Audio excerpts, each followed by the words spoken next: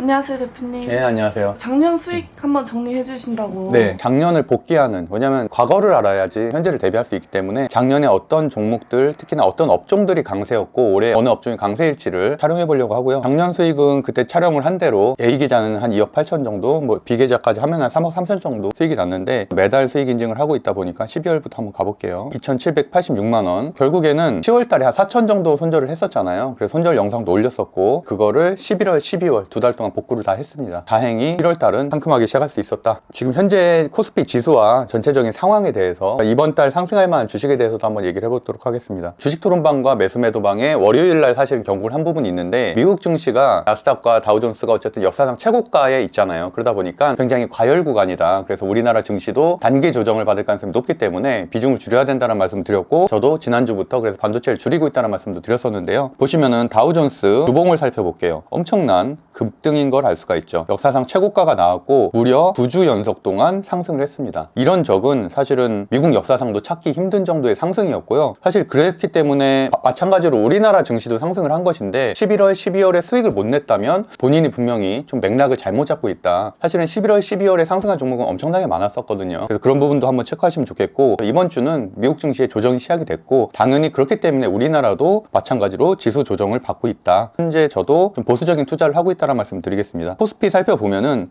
굉장히 좋았었죠. 손절을 많이 했었던 10월달은 이렇게 급락을 했었지만 11월, 12월 너무 좋은 차트, 우상향 차트를 그리고 있잖아요. 그러고 나서 1월 2일 새해 첫날은 상승을 했지만 두 번째 날, 세 번째 날, 네 번째 날 이렇게 큰 폭으로 하락을 하는 모습을 보이고 있습니다. 금요일에 21선 지지는 하고 있지만 여전히 좀 불안정한 상황이다. 그래서 다음 주에 코스피 21선을 이탈하게 된다면 추가적인 조정은 충분히 나올 수 있다. 올해 상반기 전망은 저는 그래도 반도체라든지 7개월 이상 조정을 받은 2차전지라든지 반등할 섹터들은 분명히 있지만 그렇다고 해서 1월부터 날아가진 않는다. 1월에는 비중을 좀 줄이고 시장을 관망해야 될 때라고 생각을 하고 있습니다. 그래서 일단 삼성전자 차트부터 볼게요. 시총 1위인 삼성전자 여전히 정배열은 그리고 있지만 고점 대비해서 약 한 4% 정도 하락한 모습. SK 하이닉스도 정배열에서 약간 이탈한 모습. LG에너지솔루션도 배터리 관련된 주는 제가 분명히 2월달부터 사기 시작하면 된다는 말씀을 10월 방송에 했었거든요. 10월 이후에도 굉장히 급락을 하는 모습을 보이고 있습니다. 다만 급락세는 좀 잦아들고 있고 에코프로비엠도 어저께 좀 큰 폭으로 상승을 했고 일부 종목이 상승을 하고 있지만 그게 배터리 전체의 상승으로 볼 수는 없다. 배터리 관심을 갖되 한 2월부터 조금씩 분할 매수를 해가면 된다. 특히나 크게 하락할 때마다 분할 매수를 해나가면은 뭐 배터리로도 한 20% 정도는 상반기에는 수익을 낼 수 있을 거라고 보고 있습니다. 최근에 현대차라든지 기아차 같은 경우가 차트가 좀 강했었는데 여기마저도 같은 기간 조정을 받고 있다. 기아 같은 경우는 정배열이었다. 지금 현재 정배열이 깨진 상태거든요. 시장에 눈치를 봐야 될 때라고 보고 있고요. 일단 코스닥 1위부터 10위까지를 살펴봤을 때 가장 눈에 띄는 거는 뭐 역시나 에코프로비엠 같은 경우는 시총 상위 기업이고 지난 7월 26일 고점 이후로 거의 반토막 난 이후에 공매도 금지 때 상한가가 한번 나오고 그러고 나서도 제가 이제 배터리 팔아야 된다고 말씀드렸었죠. 그러고 나서 쭉 빠졌다가 지금 다시 한번 이제 반등하는 모습을 보이고 있는데 25만 원대 정도의 가격대 정도는 충분히 분할 매수하기 좋은 가격대라고 보고 있지만 여전히 지금 30만 원대 가격은 비싸다. 여기서 다시 한번 좀 조정을 받거나 횡보를 좀 한다면 그 지지를 확인하고 매수해도 된다라는 말씀 드리고 싶고 당연히 에코프로비엠 뿐만이 아니라 포스코홀딩스라든지 포스코 인터내셔널이라든지 이런 배터리 상위 종목들은 다 마찬가지라고 보고 있습니다. 특별히 눈에 띄는 것들은 셀트리온 헬스케어, 셀트리온 제약, 알테오젠처럼 제약바이오 관련된 주가 시총 1위부터 10위까지 안에 3개나 포함이 돼 있는데 3, 4합병을 한다는 것들이 올해 실행되게 돼 있으므로 굉장히 강한 흐름을 보이고 있죠. 특히나 셀트리온 제약 같은 경우는 상한가 나온 이후에 종가를 아직 깨지 않고 강한 흐름으로 연결되고 있고 그렇기 때문에 저도 고바이오 랩 같은 경우를 추천을 했었고 목요일날 매수매도방 종가 종목이었고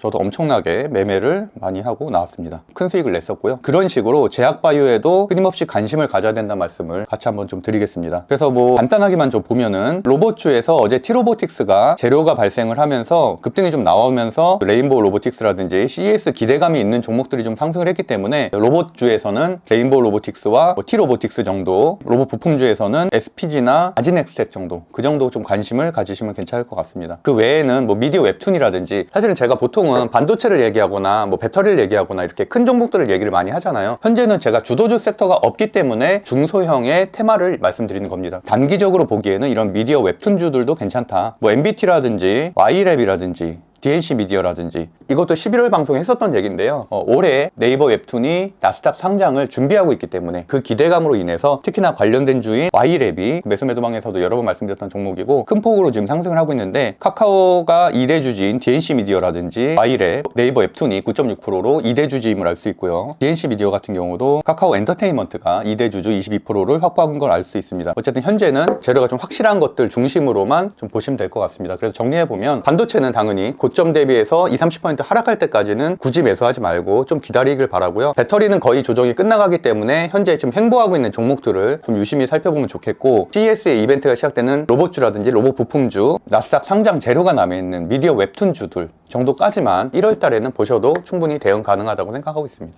감사합니다.